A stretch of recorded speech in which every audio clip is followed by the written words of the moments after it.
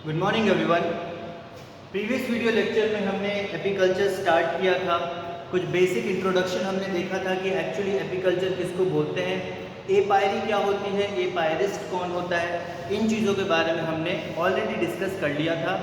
कुछ types of honey बीज के बारे में हमने डिस्कस किया था कि एक हनी बी जो होती है, मधुमक्खी का या एक छत्ता जो होता है, हनीकॉम्ब होता है, उसमें डिफरेंट वैरायटी ऑफ बीज पाई जाती है, डिफरेंट वैरायटी ऑफ मक्खी पाई जाती है। एक हनी कॉम्ब में आपको क्वीन, वर्कर और ड्रोन, ये 3 टाइप के जो हनी बीज हैं वो मिलते हैं। उनके बारे में भी कुछ बेसिक इंट्रोडक्शन था, वो हमने स्टडी की थी। अब उसको थोड़े डिटेल में अगर हम और पढ़ें, क्वीन, वर्कर और ड्रोन, इनके बारे में कुछ डिटेल हम ज़्यादा आज देखेंगे, उनके कुछ कैरेक्टरिस्टिक्स के बारे में देखेंगे। ओके, सो हम अगर स्टार्ट करें क्वीन के बारे में, अगर हम बात करें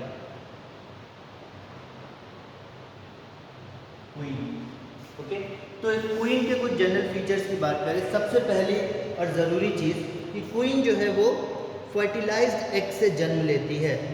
क्वीन का जन्म जो है वो फर्टिलाइज्ड एग से होता है। हमने ऑलरेडी डिस्कस किया था कि जो अंडे निकलते हैं उसमें से कुछ अंडे फर्टिलाइज्ड होते हैं, कुछ अंडे उसमें से अनफर्टिलाइज्ड होते हैं। ठीक है, तो हैच फ्रॉम फर्टिलाइज्ड एग, ये बहुत ज़रूरी पॉइंट है, आपको लिखना है। Queen hatches from fertilised egg.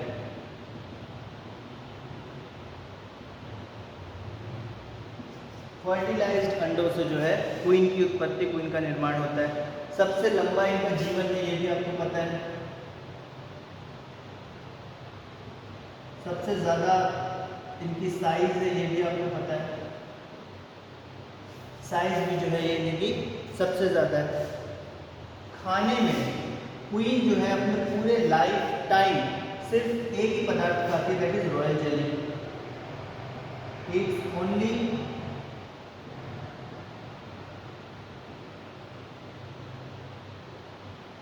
Royal jelly. Honey भी जो है अपने पूरे लाइफ टाइम में से रॉयल जेली ही खाती है और रॉयल चैम्बर में रहती है, lives in royal chamber. Honey bee lives, queen जो है मधुमक्खी, लिव्स इन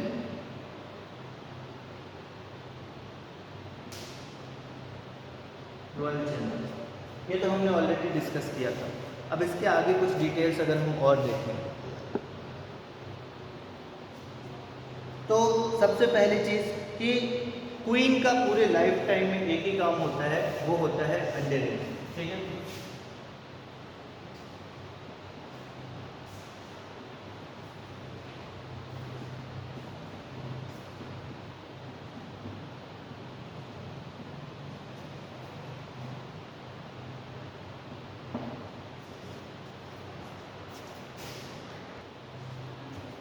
सो क्वीन की जो टोटल जो वर्क होता है वो बस इतना ही होता है कि लाइफ टाइम में उसे अंडे देने होते हैं, उसके अलावा कोई काम नहीं होता। ठीक है, उसके बाद अगर अपन बात करें तो 500 से 800, 500 टू 800 एग्स पर डे,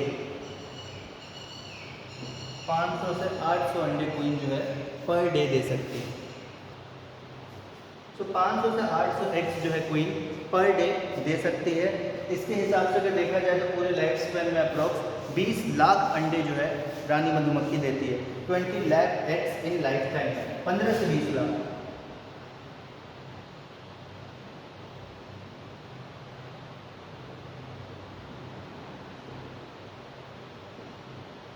अपने जीवन काल में अप्रॉक्स 15 से 20 लाख अंडे जो है वो रानी मधुमक्खी प्रोड्यूस करती है। तो क्वीन के तो ये तो कुछ कैरेक्टरिस्टिक्स हो गए। उसके आगे हम बात करते हैं अब वर्कर बीज। वर्कर के कुछ डिटेल्स के बारे में हम स्टडी करते हैं।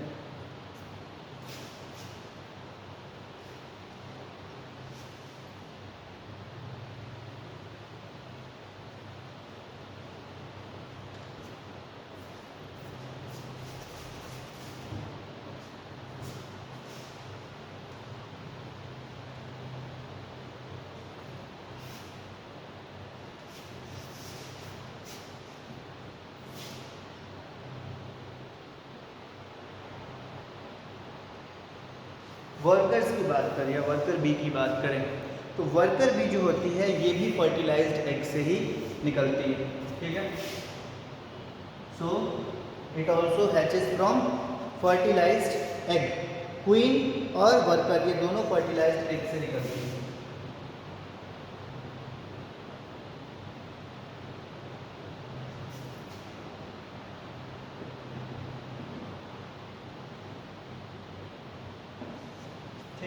ये भी फर्टिलाइज्ड एग से निकलेगी।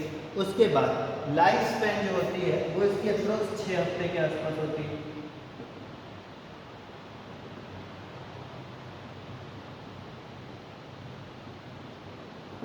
Life span is 6 weeks. Then आगे अगर अपन बात करें तो ये रॉयल जेली खाती है सिर्फ लार्वल स्टेज तक। वर्कर्स जो होते हैं इनको भी रॉयल जेली दी जाती है पर सिर्फ लार्वल स्टेज तक, ठीक है। So eats royal jelly only for larval stage.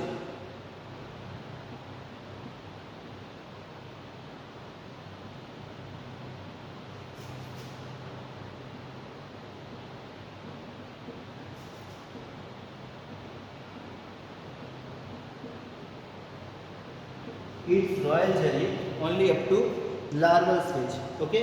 जब तक लार्वा रहेगी तब तक रॉयल जेली खाएगी, अदरवाइज जैसे ही इसका डेवलपमेंट होगा, मेटामॉर्फोसिस ज़्यादा होगा, रॉयल जेली खाना बंद कर दें, ठीक है। काम क्या क्या होता है? वर्कर भी सबसे ज़्यादा काम करती है पूरे मधुमक्खी के छत्ते में या पूरी मधुमक्खी की कॉलोनी में। सबसे ज़्यादा काम अगर कोई करता है तो वो वर्कर भी ही करती है। इसका काम पॉलन ग्रेन कलेक्ट करना है, ठीक है। पहले तो रॉयल जेली बनाना जो है, तो रॉयल जेली बनाने के लिए जो भी सामान चाहिए वो वर्कर भी लेके आएगी, ठीक। तो पॉलन ग्रेन इकट्ठा करना, ऊपर से जो हनी बनाना है, शहद बनाना है, उसके लिए भी सारा सामान वर्कर ही लेके आएगी। दे कलेक्ट पॉलन ग्रेन,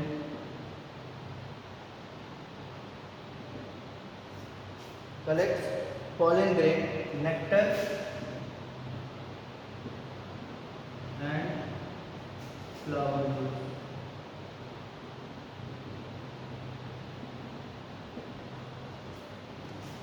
तो यहाँ पे अगर अपन बात करें वर्कर्स में, ये पॉलन ग्रेन कलेक्ट करके लाते हैं फ्लावर से, फ्लावर जूस कलेक्ट करके लाते हैं, नेक्टर कलेक्ट करके लाते हैं जो गंध होती है, सुगंध, ठीक है। ये सारी चीज़ें कलेक्ट करके लाते हैं। इनके पास इनके एब्डोमिनल कैविटी में वैक्स ग्लैंड, मोम ग्रंथि मौजूद होती है जिससे मोम का सिक्रीशन होता है, ठीक है। वैक्स का सिक्रीशन जो है वो मधुमक्खियों से होता है, तो ये चीज़ आपको याद रखनी है। Have wax gland in their abdominal cavity, they have wax gland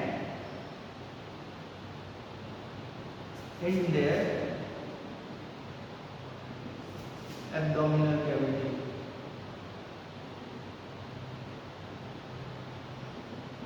इनके एब्डोमिनल कैविटी में, एब्डोमेन वाले पेट वाले हिस्से में वैक्स ग्लैंड जो है वो मौजूद रहती है, ठीक है। उसके बाद अगर अपन बात करें, इनका आधा लाइफ जो है अप्रॉक्स जो इनकी पूरी 6 वीक जो है इनकी पूरी लाइफ स्पेन है, उसमें से 3 वीक्स जो है ये तो बहुत हार्ड लेबर करती है, पूरा काम करती है, बहुत सारे काम जो है इनके वो काम करती रहती है। बट अगले जो 3 हफ्ते या 2 हफ्ते हैं, जब इनकी थोड़ी एज हो जाती है, उस समय इनको हल्का फुल्का काम दिया जाता है, जैसे कि सिर्फ वाटर लेके आना, मॉइस्चर के लिए, हनी कॉम्ब के लिए पानी लेके आना। तो छोटे छोटे काम दिए जाते हैं जिसके लिए बहुत ज़्यादा दूर ना जाना पड़े उड़ के, ठीक है। So half of the life they do all work, सारे काम करती हैं।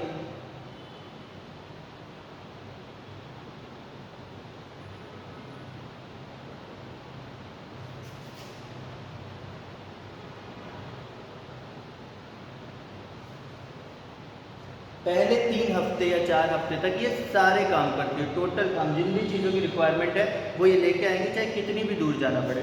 पर अदर हाफ जो है, अंत के 3 हफ्ते या 2 हफ्ते, उसमें क्या है, ये हल्के फुल्के काम करेंगे, ठीक है। Rest half of life they do light work.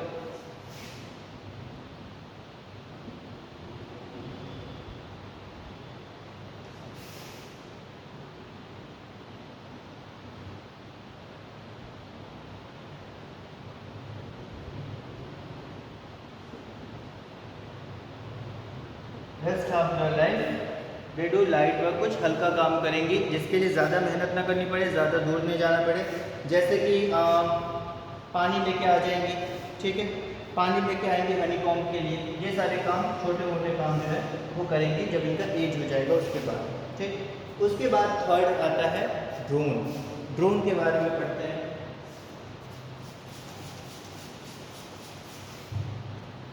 Drone की अगर बात करें, ड्रोन के बारे में हमने ये देखा था कि मेल होता है, वर्कर फीमेल होती है, क्वीन फीमेल होती है, पर ड्रोन जो है वो मेल होता है और फर्टाइल होता है। अच्छा, वर्कर के बारे में एक और चीज़ आपको याद भी हो, वर्कर जो होते हैं वो स्टेराइल होते हैं, वो अंडे नहीं दे सकते, सिर्फ क्वीन अंडे देगी। Workers are sterile, workers are sterile female, drones are fertile male. Drone की बात करें, दे आर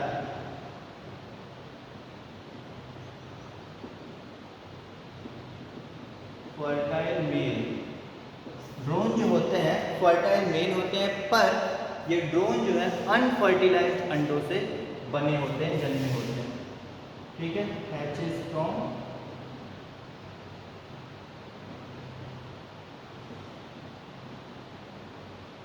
अनफर्टिलाइज्ड एग। रानी मधुमक्खी और वर्कर मधुमक्खी ये दोनों जो है वो फर्टिलाइज्ड एग से निकली होती है, पर ड्रोन्स जो है वो अनफर्टिलाइज्ड एग से निकले होते हैं, ठीक है। उसके आगे अगर अपन बात करें, जब अनफर्टिलाइज्ड एग से किसी की उत्पत्ति होती है ना, जब अनफर्टिलाइज्ड एग से किसी ऑर्गेनिज्म का जन्म होता है, उस प्रोसेस को हम पार्थेनोजेनेसिस कहते हैं, ठीक है। उस प्रोसेस को हम पार्थेनोजेनेसिस कहते हैं। सो ड्रोन्स का जन्म जो है वो पार्थेनोजेनेसिस से होता है। आप इसको शॉर्ट में से भी लिख सकते हो कि drones are developed by parthenogenesis, ठीक है। उसके बाद एक कॉलोनी में इनकी संख्या 2 दर्जन के आसपास ही होती है, only 2 dozen in a colony. एक कॉलोनी में से 2 दर्जन के आसपास ही ड्रोन्स मौजूद होते हैं, ठीक। उसके बाद ये ड्रोन्स जो है सिर्फ क्वीन के साथ मीट करने के लिए ही होते हैं, उसके अलावा इनका भी कोई काम नहीं है। क्वीन का काम सिर्फ अंडे देना, ड्रोन्स का काम क्वीन को फर्टिलाइज करना, ठीक है। So drones flies with drones mate with unfertilised queen. Drone mates with unfertilized queen। Unfertilised queen के साथ ये मेट करते हैं, ठीक है। उसके बाद एक बहुत ही इंपॉर्टेंट पॉइंट, ड्रोन्स का काम वैसे इतना ही होता है, वो अनफर्टिलाइज्ड जो क्वीन होती है उसको फर्टिलाइज करने का काम ड्रोन का होता है। Drone flies with queen. अब ये जो फर्टिलाइजेशन का प्रोसेस है या फिर मेल स्पर्म को फीमेल के अंदर ट्रांसफ़र करने का जो प्रोसेस है, ये एक स्पेशल तरीके से होता है। एक्चुअली क्या होता है कि जो रानी मधुमक्खी है वो अपने छत्ते से उड़ के बाहर जाती है और ड्रोन्स का एक समूह, एक ग्रुप कुछ ड्रोन्स का उसके पीछे पीछे जाता है, ठीक है। रानी मधुमक्खी के पीछे पीछे जो ड्रोन का समूह जाता है रानी मधुमक्खी को फर्टिलाइज करने के लिए, ठीक है, उसके साथ मेट करने के लिए। इस प्रोसेस को हम न्यूप्शियल फ्लाइट या मैरिज फ्लाइट बोलते हैं। न्यूप्शियल फ्लाइट या मैरिज फ्लाइट, या फिर एक और टर्म है जिसको हम स्वार्मिंग बोलते हैं, ठीक है।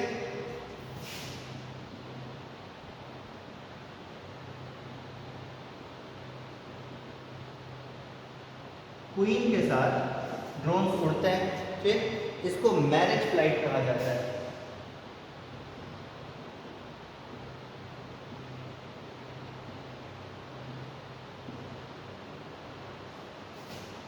Marriage flight, this is called marriage flight, या फिर इसको न्यूप्शियल फ्लाइट या फिर स्वार्मिंग भी कहा जाता है, ठीक है। ये 3 वर्ड आपको याद रखना है, मैरिज फ्लाइट, न्यूप्शियल फ्लाइट या फिर स्वार्मिंग, ओके। सो रानी मधुमक्खी छत्ते से उड़ के बाहर जाती है, उसके पीछे पीछे कुछ ड्रोन्स जाते हैं। जो ड्रोन पहले रानी मधुमक्खी के साथ पास पहुंच जाता है वो रानी मधुमक्खी के साथ मेट करता है। जैसे ही ड्रोन मेट करेगा उसके तुरंत बाद ड्रोन की मृत्यु हो जाती है।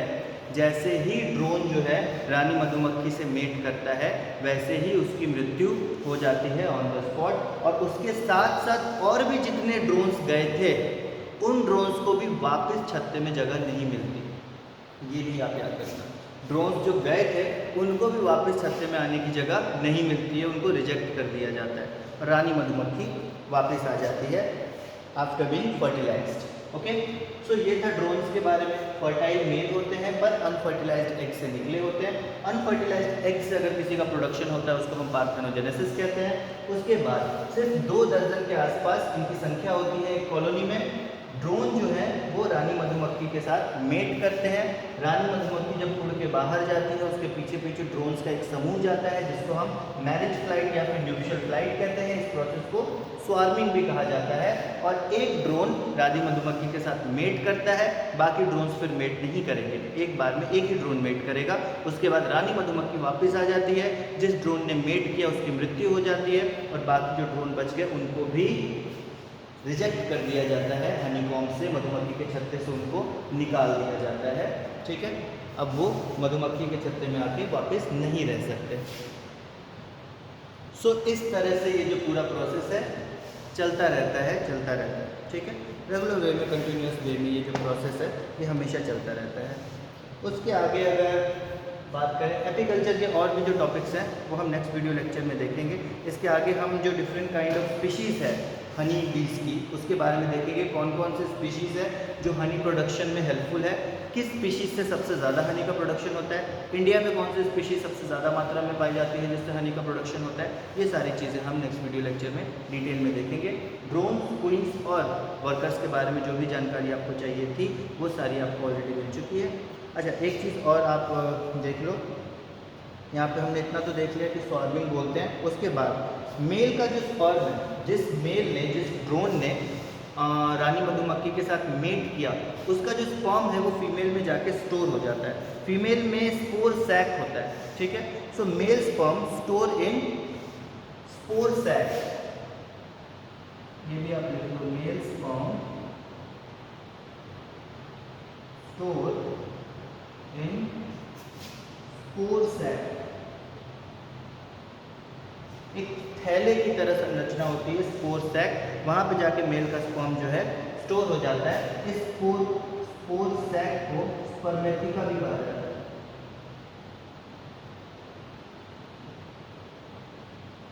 इसको स्पर्मेटिका भी कहा जाता है। ठीक है, ये स्पर्मेटिका जो है फीमेल के रिप्रोडक्टिव सिस्टम में मौजूद रहती है, present in reproductive system of queen.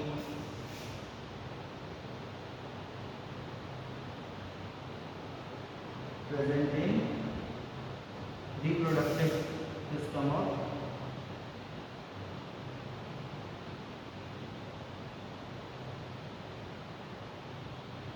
Queen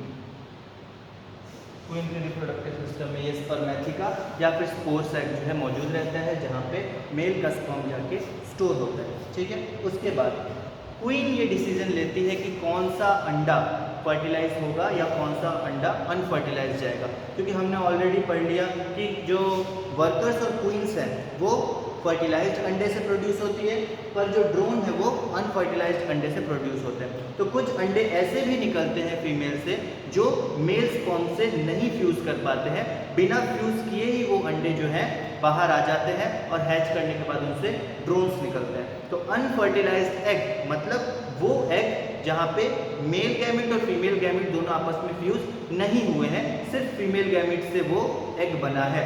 जब सिर्फ फीमेल गैमेट से एग बनता है उसको हम अनफर्टिलाइज्ड एग कहते हैं। ठीक है, और जब मेल गैमेट भी फ्यूज हो गया तब वो फर्टिलाइज्ड एग होता है। ओके, उसके बाद ये चीज़ आपको बता दी कि मीटिंग के बाद जो है ड्रोन की मृत्यु हो जाती है। ओके, सो अगले वीडियो लेक्चर में हम देखेंगे डिफरेंट काइंड ऑफ जो बीज हैं वो कौन कौन से हैं, हनी बीज कितने प्रकार के होते हैं और कौन से हनी बीज हैं जो कमर्शियली ज़्यादातर यूज़ किए जाते हैं। सो अगले वीडियो का आप वेट करिए, तब तक ये वीडियो देखिए और जो प्रीवियस वीडियो है एपीकल्चर का और सेरीकल्चर का उसको कंटिन्यूसली देख के उनके नोट्स अच्छे से बनाइए, ये सारी चीज़ें आपको काम आएंगी। अगले वीडियो लेक्चर में हम एपीकल्चर को आगे कंटिन्यू करेंगे। Thank you very much.